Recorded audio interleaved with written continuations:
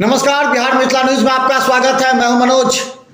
बता दें कि बिहार की सियासी राजनीति अब चरम पर आ गई है। चरम हम इसलिए कहना चाहते हैं कि अब जहां पहले धर्म को भेद करने वाली राजनीति थी, अब वो जाति पर उतर आई। 90% और 10%, जिससे पूरे बिहार की राजनीति गर्म हो रही है। और आज इस ठंड भरे मौसम में हम दो ऐसे ही युवा तर्क देने वाले नेताओं को सामने लाए हैं, जिसे पूरी जनता को इस बात को देखना चाहिए आखिर ये 90% और 10% की राजनीति से क्या होने वाला है। हमारे साथ भारतीय जनता पार्टी युवा मोर्चा के जिला अध्यक्ष बालेंदु जी। बालेंदु जी, आपका स्वागत है। जी बहुत बहुत धन्यवाद, सभी दर्शकों का अभिनंदन। तो दूसरी तरफ बताते हैं राष्ट्रीय जनता दल महानगर के अध्यक्ष हैं राकेश नायक जी। राकेश नायक जी, आपका स्वागत है। बहुत बहुत धन्यवाद भैया आपका भी। ये राकेश जी, क्या हो रहा है हमारे समाज में? ये क्या हो रहा है? कभी हम लोगों ने सोचा था कि इस तरह का बात उठेगा? तेजस्वी यादव ने फेसबुक पेज पर लिखा है कि जगदेव बाबू जी की हत्या किया है जिन लोगों ने गोली मारकर, उन लोगों को नीतीश कुमार ने अपने में मंत्री बना दिया था। तो युवाओं को लड़ना चाहिए। ये 90% पर 10% हावी नहीं हो सकते। ये नहीं सहेगा, नहीं सहेगा। ये तेजस्वी यादव का है। ये क्या, कितना सही मानते हैं आप इसे राकेश जी? आपका आवाज हम प्रॉपर नहीं ले पा रहे हैं, एक बार सवाल अपना। राकेश जी, हम ये कहना चाह रहे हैं कि ये जो तेजस्वी यादव जी का बयान आया था फेसबुक पर भी कि 90% पर 10%, जो 90% शोषित हैं उनका 10% पर जो पूरा नेतृत्व है वो नहीं सहेगा, ये तेजस्वी जी का कहना है। क्या सही है ये? देखिए, 90% और 10% की जो राजनीति है वो मतलब बहुत समय से चलता हुआ आ रहा है। अगर हम लोग जातिवाद की बात करेंगे, हम लोग धर्म आधारित राजनीति की बात करेंगे, तो उस राजनीति का जो नींव है, जो बेस रखने वाले लोग हैं, आप ये सवाल बेहतर वो बता सकते हैं कि 90% वर्सेस 10% की जो राजनीति है वो क्या राजनीति है। और हम लोग के शीर्ष नेताओं का जहाँ तक ये मानना है, या हम लोग भी जितना राजनीतिक एनालिसिस कर रहे हैं, इस तरीके की राजनीति को बहुत शुरू से हवा दिया जा रहा है। और इस आधार को लोग आगे और बढ़ाना चाह रहे हैं। वो कौन लोग हैं? ऐसे लोगों को चिन्हित किया जाना चाहिए। अब तो न पहले वाला वो जातिवाद विचारधारा के लोग हैं, न वैसे ब्राह्मण है, न वैसे बैकवर्ड। नहीं तो फिर चुनाव में आपके आलोक मेहता ने तो उठा दिया था मुद्दा ना। जगदेव बाबू जी की जयंती पर उन्होंने मुद्दा उठाया कि 90% लोग पर 10% जो है वो राज कर रहे हैं, शोषित जो 90% है। तो ये आप लोग शोषित हैं, यानी कि वो कहना है कि राष्ट्रीय जनता दल और महागठबंधन में जो लोग हैं वो शोषित हैं, भारतीय जनता पार्टी में जो लोग हैं वो 10% में आ रहे हैं। तो क्या ये प्रधानमंत्री भी उस वर्ग से नहीं आते हैं?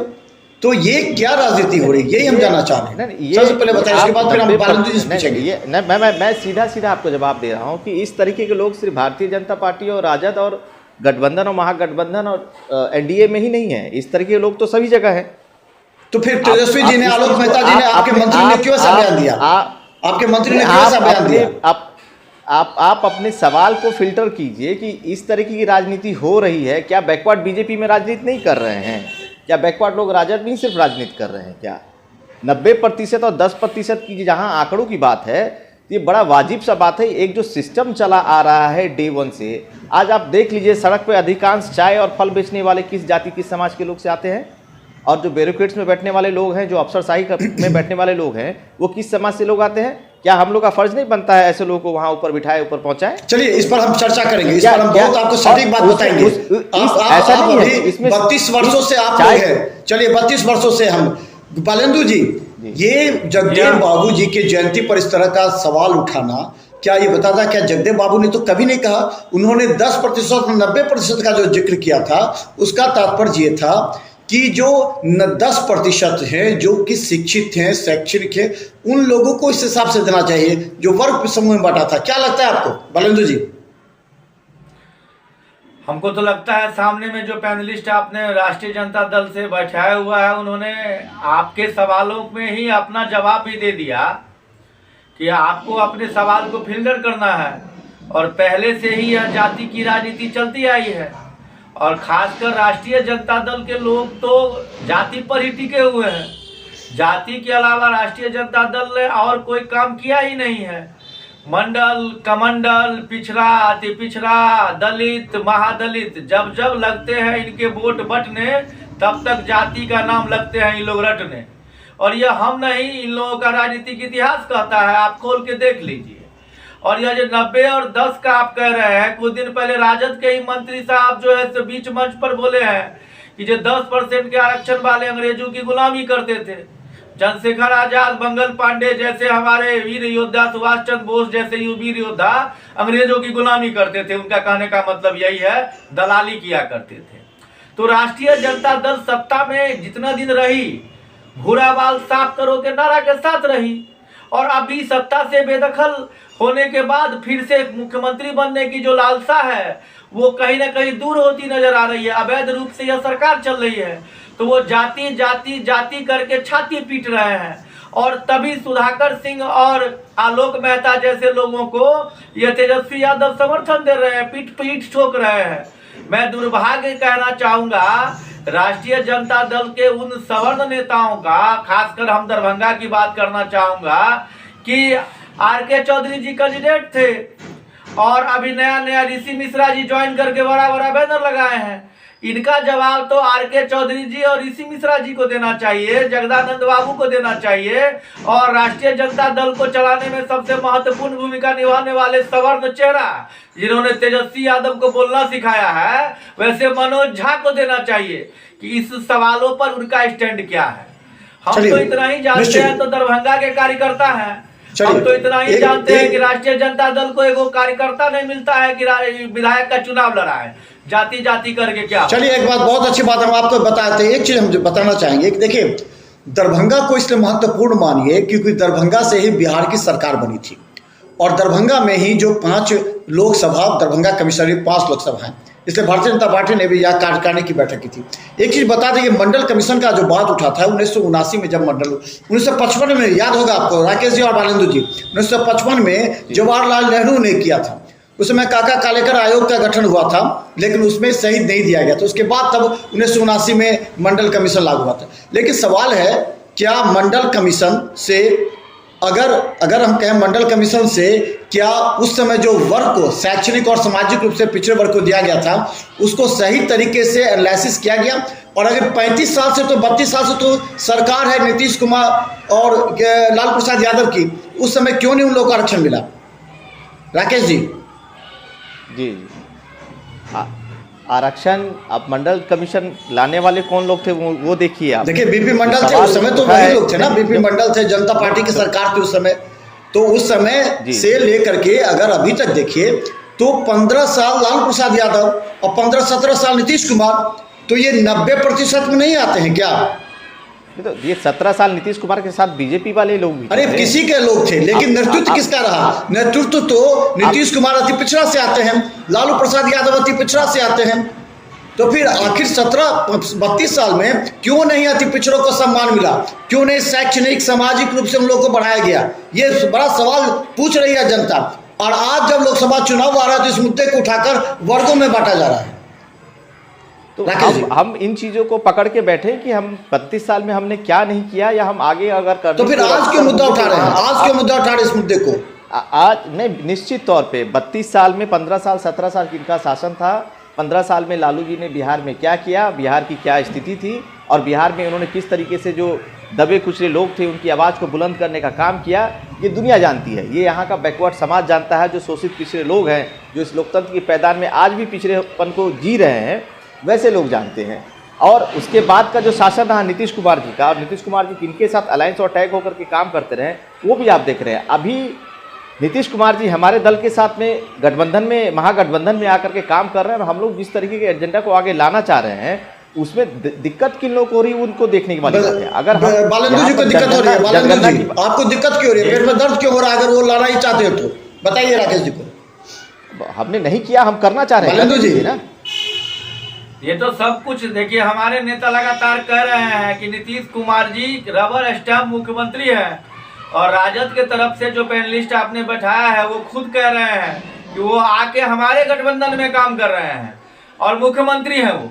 मुख्यमंत्री के बारे में कह रहे हैं कि वो आके हमारे गठबंधन में काम कर रहे हैं। इसका मतलब है हमारे नेतागण जो कह रहे हैं, हमारे डॉक्टर संजय जायसवाल जी प्रदेश अध्यक्ष जी लगातार कर रहे हैं कि रबर स्टैम्प मुख्यमंत्री है। ये मंत्रिमंडल का विस्तार होना था, वो भी नहीं हो रहा है। तो तेजस्वी यादव जी के इशारे पर, और जहां तक बैकवर्ड कर रहे हैं हमारे सामने के हमारे मित्र राकेश नायक जी, और बोल रहे हैं कि जो फल बेचने वाले, सब्जी बेचने वाले, आप ठीक से देखिएगा ना तो 10 गो में से 4 गो अब जो है ना सवर्ण का दिया पुता भी जो है फल और सब्जी बेचने मैंने ऐसा कभी नहीं कहा, लेकिन 10 में से 4 आप है 6 कौन लगे उसको चिन्हित कीजिए। मैंने ऐसा कभी नहीं कहा पिछला सिर्फ बैकवर्ड फल और सब्जी बेच रहे। बालुंदु जी, मैंने ऐसा कभी नहीं कहा। मैं ये कहना चाह रहा हूँ कि संख्या किसकी अधिक है इसको देखा जाए। संख्या और हमारा अगर हम शिक्षित हैं, वाले लोगों को, रेलवे में नौकरी करने वाले लोगों को बालुंदु जी, अगर हम शिक्षित हैं, हम समझदार हैं, तो हमारा फर्ज बनता है कि हमारे साथ जो रह रहे लोग हैं, हम उसका हाथ से हाथ पकड़ के उठाकर इस समाज में अपने बराबर लाने का काम करें, अपने बराबर जीवन जीने की शैली जीने का काम करें। काम अगर मेरा ये कदापि ये चिन्हित, बालुंदु जी, मैं कदापि चिन्हित नहीं कर रहा हूँ कि ऐसे लोग सिर्फ बैकवर्ड समाज से आते हैं। राकेश जी, जो कार्य आप कह रहे हैं वो कार्य अगर देश की राजनीति में किसी नेता ने किया है तो उस नेता का नाम है नरेंद्र दामोदर दास मोदी, जो सबसे निचले तबके के लोगों को हाथ पकड़कर और मुख्य धारा में लाने का कार्य किए हैं। चाहे आवास योजना हो, चाहे शौचालय योजना हो, चाहे किसान निधि सम्मान का योजना हो, चाहे उज्ज्वला योजना हो, चाहे उजाला योजना हो, चाहे सौभाग्य योजना हो। ये जितनी योजनाएं हैं ये सिर्फ बैनर पे है। बालुंदु जी, आप सच्चाई को थोड़ा रूबरू होइए। आप आइए और आपकी शौचालय योजना, आप चलिए ग्रामीण परिविष्ट में, मैं आपको दिखाता हूं कि शौचालय कहां पर किया जा रहा है। आप चलिए उज्ज्वला योजना में कितने घर में गैस चल रहा है कि नहीं। आप ये सब देखिए, एडवर्टीजमेंट पॉलिटिक्स है, ये जितनी बातें हैं। आप शौचालय और मुद्दे से थोड़ा भटक रहे हैं, मुद्दे से थोड़ा भटक रहे हैं। सुनिए गोपालन जी, हम बताए मुद्दे से थोड़ा भटक गए। मुद्दा है 90%, 10%, उसके बाद हम रामचरितमानस पर भी बोलेंगे। एक चीज बताइए, आपके जिला अध्यक्ष, राष्ट्रीय जनता दल के जिला अध्यक्ष उमेश राय ने कल हमसे एक डिबेट किया था, उसमें उन्होंने कहा था कि हमको 96% चाहिए आरक्षण। ये कौन सा संविधान उनको 96% आरक्षण देगा? उनका कहना था कि आप लोग मात्र 6% है, यानी सवर्ण, और सवर्ण का मतलब ये नहीं समझते, वो भाजपा को समझते हैं। सवर्ण मतलब सिर्फ भाजपा। तो ये उनको बताना पड़ेगा कि सवर्ण सिर्फ भाजपा में ही नहीं है, सभी में है। और अति पिछड़ा सिर्फ राष्ट्रीय जनता दल या महागठबंधन में नहीं है, बल्कि भाजपा में भी है। ये पहले उनको समझाना पड़ेगा।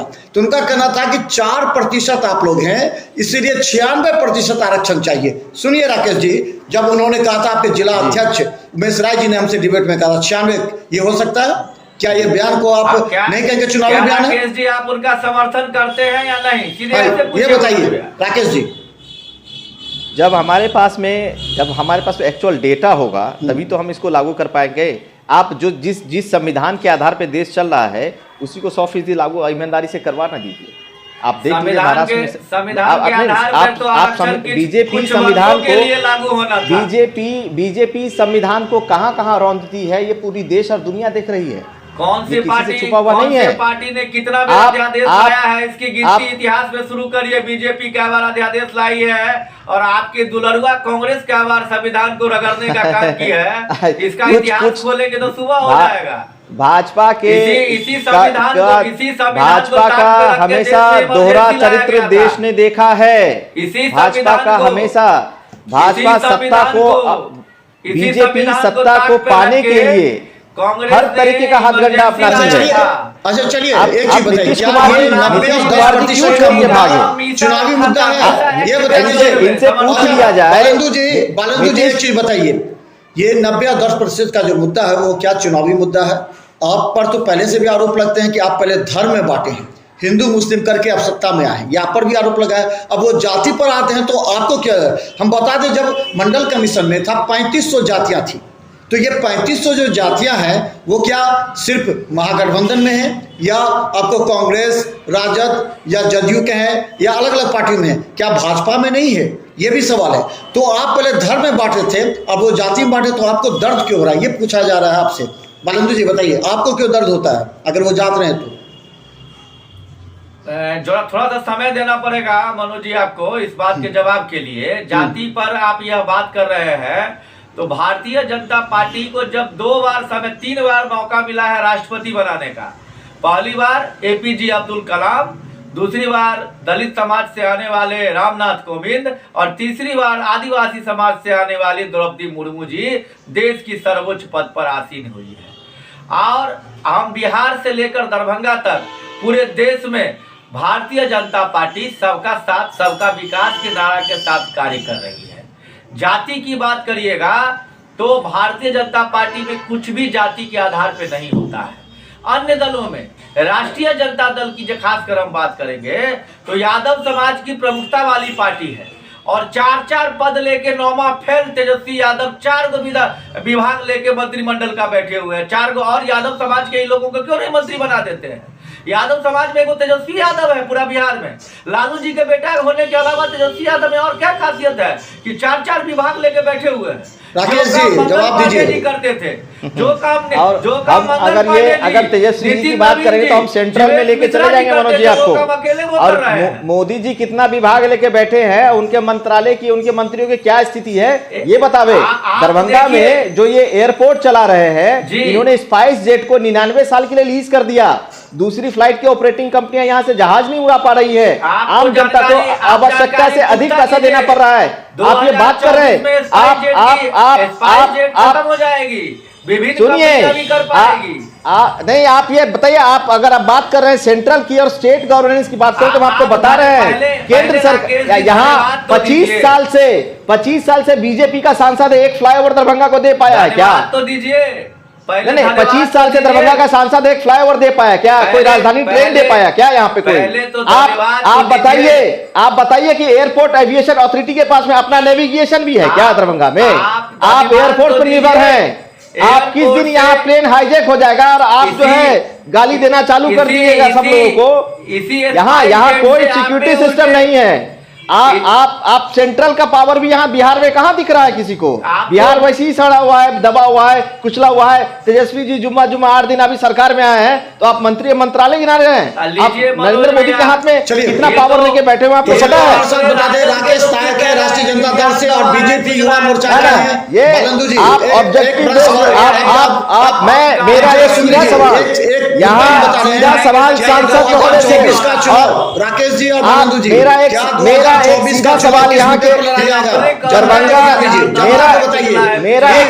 दरभंगा की विकास की दरभंगा आधारित राजनीति कीजिए आप लोग। और ये जाति के नाम पर लड़ेंगे या धर्म के नाम पर लड़ेंगे? हम लोग को कोई शौक नहीं है राजनीति के नाम पे जाति के नाम पे राजनीति करने की। 2024 का चुनाव किस मुद्दे पर लड़ेंगे आप लोग? ना राकेश जी 25 साल से दरभंगा का सांसद बताया। यहाँ बीजेपी के लोग हमेशा विभिन्न अलग लोग यहाँ सांसद रहे भाजपा से। बताया दरभंगा को क्या दिया है? उनके लिए एक ही आधार है, जाति या धर्म। कोई आप इस चीज को आप झको, आप इस चीज का मूल्यांकन कीजिए। आप इस चीज के लिए चिंतन कीजिए कि आपकी अगर ये हिंदू और मुस्लिम बेस्ड राजनीति अगर निकल जाएगी तो भाजपा के पास कुछ नहीं बचेगा। कि विकास के नाम पे इन्होंने सिर्फ लोगों को ठेंगा दिखाने का काम किया है। 25 साल से दरभंगा की जनता शोषित है। यहाँ के भाजपा के जो सांसद रहे हैं अलग लोग, उन्होंने दरभंगा को देने का क्या काम किया है इसकी गिनती आप नहीं करा पाओगे। आप क्या बात कर रहे हैं? डीएमसीएच की स्थिति किसी से छुपी हुई है क्या? चुकी है। और जब से तेजस्वी जी स्वास्थ्य मंत्रालय में आए, देखिए अलग जिलों में स्वास्थ्य का क्या स्थिति है और कितना दिन दुगनी रात चौगुनी कर रहा है। अच्छा, स्टेट के पास में एक इंडिविजुअल अपना एक पावर होता है, एक अपना फाइनेंस होता है, हम तो उसको आधार बना के स्टेट डेवलपमेंट कर सकती है। मंच पर जाके गाना गा रहे हैं, कहीं बैटिंग कर रहे हैं, कहीं बैडमिंटन खेल रहे हैं।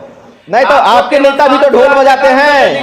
हमारे नेता तो देश में गाना गाते हैं और आपके नेता विदेश में जाकर ढोल बजाते हैं। आपको नहीं समझ में आता है? आप नहीं देखते हैं? ये व्यक्तिगत कटाक्ष बालेंदु जी नहीं होनी चाहिए।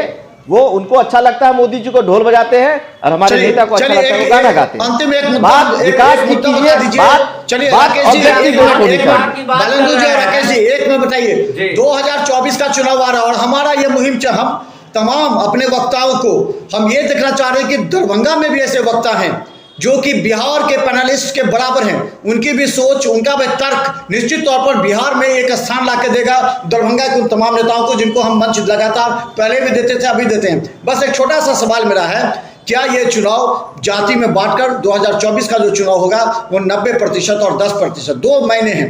कुशवाहा ने आज साफ कहा है, उपेंद्र कुशवाहा ने 10% में तेजस्वी यादव, लालू प्रसाद यादव, क्या एक ही वर्ग का शासन नहीं रहा? क्या 90% में शोषित दलित नहीं है, जिन्हें एक बार मांझी जी को बनाया मुख्यमंत्री और फिर उसे उतार दिया?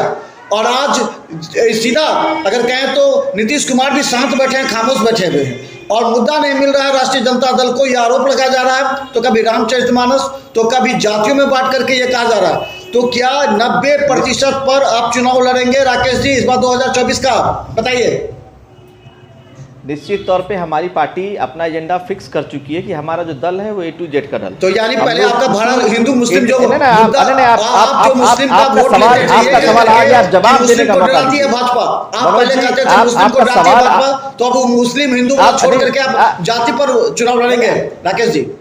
हम अपना जवाब दे रहे हैं, आप जवाब देने का ही मौका। हम लोग डे 1 से ये स्पष्ट कर चुके हैं कि हमारी जो दल है, हमारी जो पार्टी A to Z की पार्टी है, और जितने भी आप अगर ये उन्होंने सवाल बड़ा बढ़िया किया कि मनोज झा जी से पूछे, जगदानंद बाबू से पूछे, जितने भी समाजवादी विचारधारा के लोग हैं, सोशलिस्ट माइंडसेट के लोग हैं, वो हमारे साथ में हैं, राष्ट्रीय जनता दल के साथ में हैं।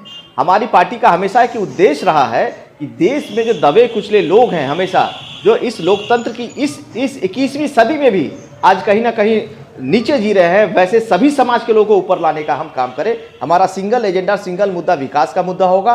हम निश्चित तौर पे अगर ये बात करते हैं हमने मुर्मू को बना दिया राष्ट्रपति, आदिवासी को बना दिया, तो इनको कहिए दरभंगा से इस बार दलित महादलित को लोकसभा का चुनाव लड़ा दें, तब इनका बहुत स्पष्ट हो जाएगा। 10 विधानसभा में कौन जात कहाँ लड़ेगा? समस्तीपुर से दलित सांसद है, इस बात से आपको कोई दुखी है क्या? नहीं, दरभंगा से हो जाएगा तो आपको दुख हो जाएगा क्या? आरक्षण नीति लागू है? नहीं, आप आरक्षण नीति ठीक है, तो मतलब आप अरे जो ऊपर बैठे लोग हैं बहुत साफली अपना आरक्षण नीति तैयार कराते हैं। वो सीट है, आरक्षण दलित बोलते हैं, आपको कोई दुख है क्या? तो अगर एगो दलित यहाँ से आप लड़ा दीजिएगा, बिना आरक्षण के दलित नहीं कहीं से लड़ सकता है क्या? ये कौन सी किताब में लिखा हुआ है? नहीं, तो आप इस बात को क्यों हवा दे रहे हैं? आपकी जातिवाद नीति तो साफ स्पष्ट हो रही है कि एक दलित कहीं से लड़ा, दूसरा दलित को घर बैठा देंगे। तो आपकी जातिवादी मतलब 10 सीट पर दलित लड़ जाएगा तो कोई जुल्म हो जाएगा क्या? तो चलिए लोग कहाँ जाएंगे? ये राजनीति हमेशा से बीजेपी का रहा है। हिंदू मुस्लिम राजनीति आप करते रहे हैं, देश को जोड़ने के बजाय देश को तोड़ने में आप विश्वास रखते हैं और इसी नीति पे आप काम कर रहे हैं। हम लोग सदैव देश को एकत्रित और संगठित करने का काम करेंगे। जो देश के युवा भटके हैं उनको जोड़ने का काम करेंगे। बहुत बहुत धन्यवाद आपका। 8 खंड और 1200 पेज का था रामचरितमानस को, जिसके कुछ अंश को लेकर के राष्ट्रीय जनता दल ने मुद्दा बना दिया और ये कहीं ना कहीं भाजपा को मजबूती दिया, क्योंकि ये रामचरितमानस का जो मुद्दा है वो हिंदू आस्था से जुड़ा हुआ है।